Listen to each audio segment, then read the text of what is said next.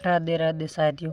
आज हम बात करेंगे घरे कार्य नंबर 5। इसमें क्या दिया हुआ है, मेरा घरेलू बजट, मतलब घर का बजट है। अपने बाजार का हाल, आंकड़ों का संकलन, अपने माता पिता के साथ या पास की दुकान पर जाकर नीचे दिए की तालिका को भरिए। आपको 2 अलग अलग सप्ताहों के भाग लिखने, भाव लिखने, मतलब अलग अलग सप्ताह के भाग लिखने कीजिए। मई महीने में भाव क्या था और जून महीने में भाव क्या है, इनका अंतर क्या है। तो देखिए हम क्या कर रहे हैं, अनुमानिक आधार पर लगा लेते हैं।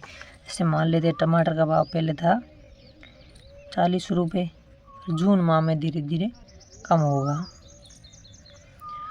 प्याज का भाव पहले था 20 रुपये, अब हो गया 10 रुपये। भिंडी पहले थी 30 रुपये, अब हो गया 50 रुपये। लौकी पहले थी 40 रुपये, अब हो गई 60 रुपये। आम का भाव पहले क्या था, यहाँ था 200 रुपये, यहाँ हो गया 100 रुपये। अब इनके भाव में देखना कि अंतर कितना है। हमें अनुमानित माना, आप अंतर भी, आप किसी का सब्जी का भाव अलग अलग भी हो सकता है, जैसे अलग अलग जगह पर।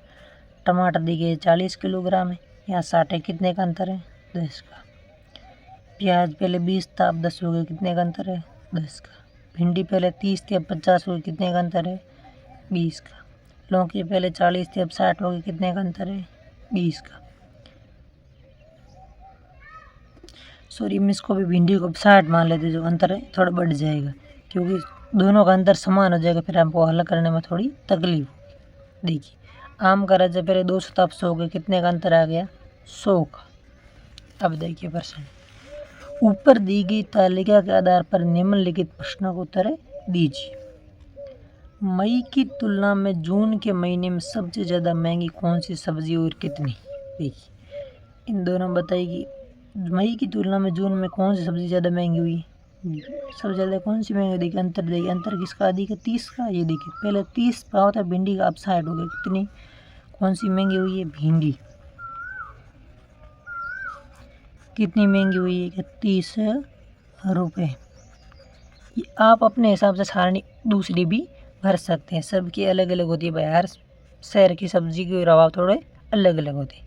यदि आपकी माँ ने मई में 5 किलोग्राम टमाटर खरीदी और जून में भी 5 किलोग्राम टमाटर खरीदे, उन्हें जून में कितने रुपए अधिक और क्या कम देने पड़े। देखिए मान लीजिए, देखो मई में माँ ने टमाटर खरीदी 5 किलोग्राम, तो 5 गुणा 40 करेंगे, कितना आएगा, 40 गुणा 5 करेंगे, आएगा 200 रुपये।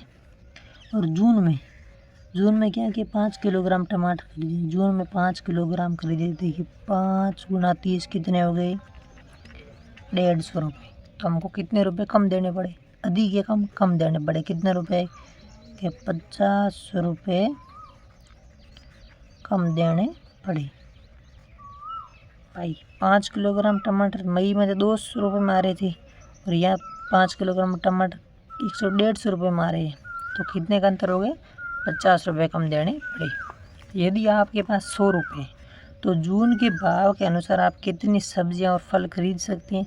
एक ऐसी सूची बनाइए जिसमें कुल खर्च 500 रुपये से कम हो। आप एक सूची बनाइए कि इन सबको, जो जैसे ये जून में खरीदे ना इनको, और खर्च कितना होना चाहिए, 500 रुपये से कम।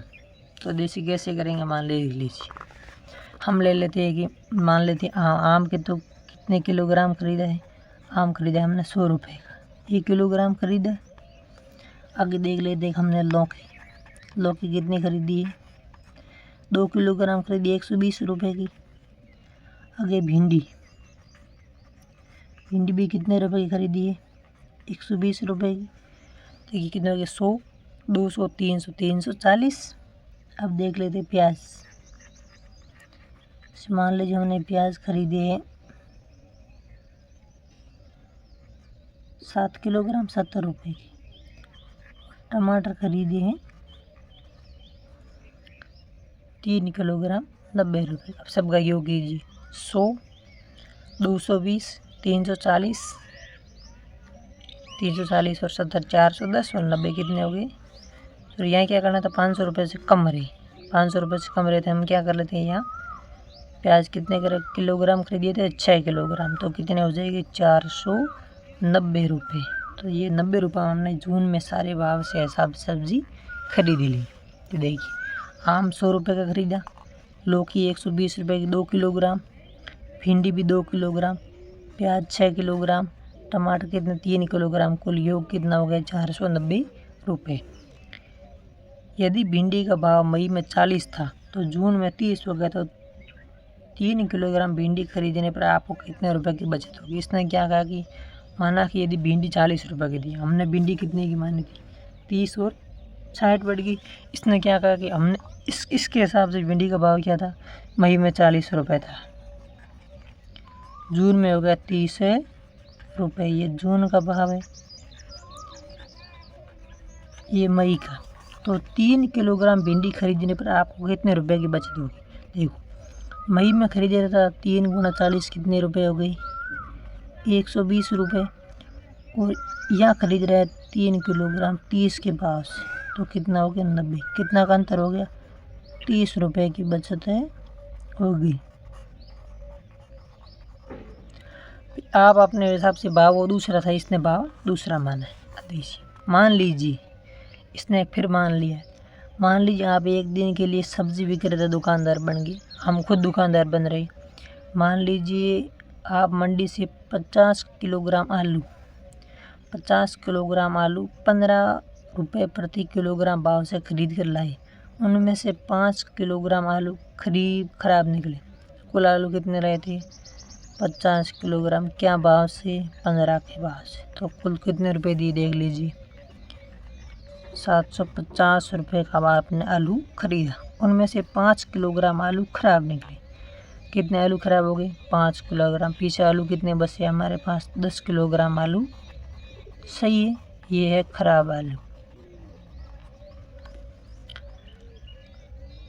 अब बचे हुए आलू को किस भाव से बेचेंगे, आपको कुछ लाभ हो और अपना हिसाब लिख कर समझाइए। देखो रुपये कितने आपको चाहिए 750 रुपये, तो कम से कम चाहिए।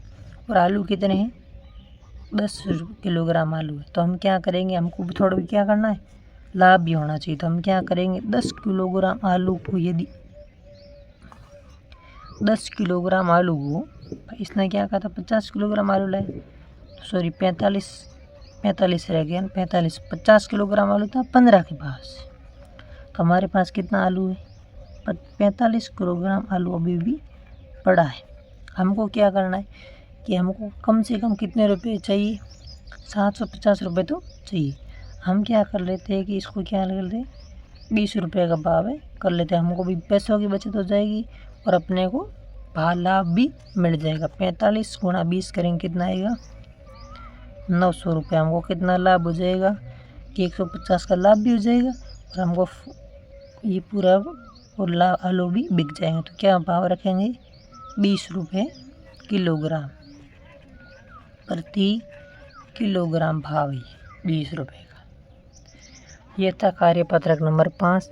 ऐसे नए वीडियो के लिए चैनल को लाइक सब्सक्राइब और अपने दोस्तों को ज़रूर शेयर करें। धन्यवाद।